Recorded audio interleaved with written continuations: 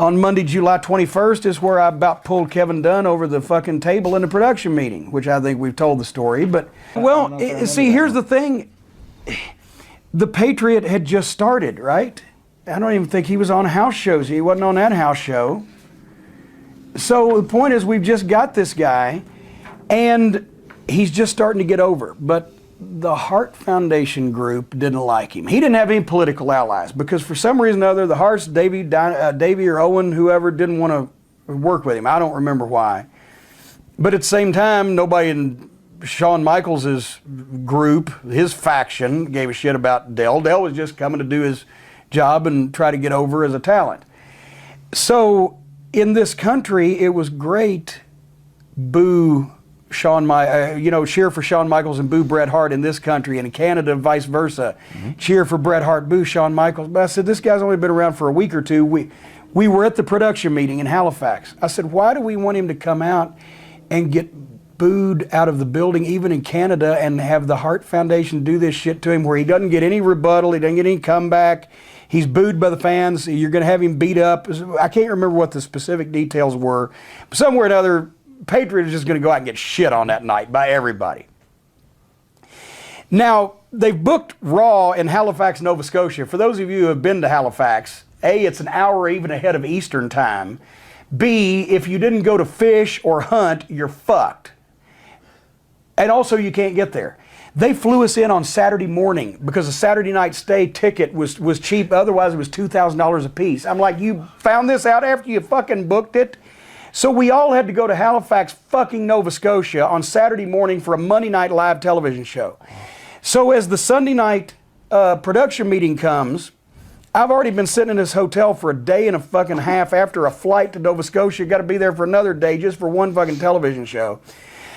So we're discussing this, and there's Kevin Dunn, and there's Jim Ross, and there's Bruce Pritchard, and there's me, and there's Vince McMahon, and there's whoever else is in the room. I'm sure Russo's there, yes. And I said, guys, I don't understand why we're doing this, in this way to the Patriot. He's going to get shit on. He's going to get beat. He's not looking good. Why the fuck are we burying this new top babyface? And then they start going to the Sable T-shirt spot. And I keep bringing it back because I just want somebody, A, to resolve this, and B, give me one good reason why we have to bury the fucking guy. But they keep changing fucking topics to the T-shirt spot or Sable or whatever the fuck.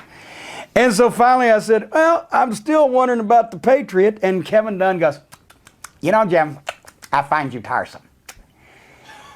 I looked at him, I said, you know what I'm tired of, motherfucker? I'm tired of them Bucky Beaver fucking teeth of yours. And I stand up and I say, and I'm going to pull you across this goddamn table and beat the fuck out of you, which, folks, I'm not Ken Shamrock. I'm not Randy the Natural Couture, but I can whip Kevin Dunn, especially in those days because I was younger and had better knees. And as that happens, everybody starts laughing. As like the guy's going to stand up and say something and it's a joke, right? And everybody starts laughing except for Jim Ross, who knew that I was really about to grab Kevin Dunn and pull him over the guy because I just snapped. I was fucking done.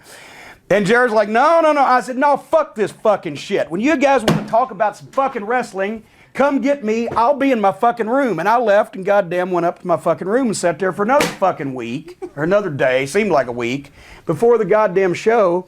And I got out of production meetings with Kevin Dunn for 3 weeks because he didn't want to be in the same room with me. And then it came to Jim from Vince McMahon. You've got to apologize to Kevin Dunn. He's a very important member of the team here. His father once saved the fucking TV tapes from his burning car trunk or whatever. So Kevin's got a job for life. So Kevin Dunn comes over to Vince's house and we sit just the two of us. Vince leaves us alone in Vince's dining room. And as I'm first and only time I've ever apologized to anybody when I didn't mean it. But at the same time, goddamn this fucking guy, he treated me like I was a guy that ran the Ferris wheel at the county fair. Ever since I'd fucking been there, the wrestling thing and the southern thing and the northern thing, and I was about fed up with this motherfucker. But Vince demanded it. Vince wanted me to. I work here, so I'm going to apologize to the guy. The fucking guy starts crying. But you don't understand, the kids in school, I was always teased about and he started tears, I swear to God, on my mother's grave. Kevin Dunn cried while I was apologizing to him about knocking his Bucky Beaver fucking teeth that everybody talks about behind his back. And he was crying because the kids used to tease him in school, and he was, how can I be mad at the guy when he's crying at me? But at the same time, motherfucker, especially now since you make $2 or $3 million a year since the stock scam, get your fucking teeth fixed. All right? Sorry, I digress.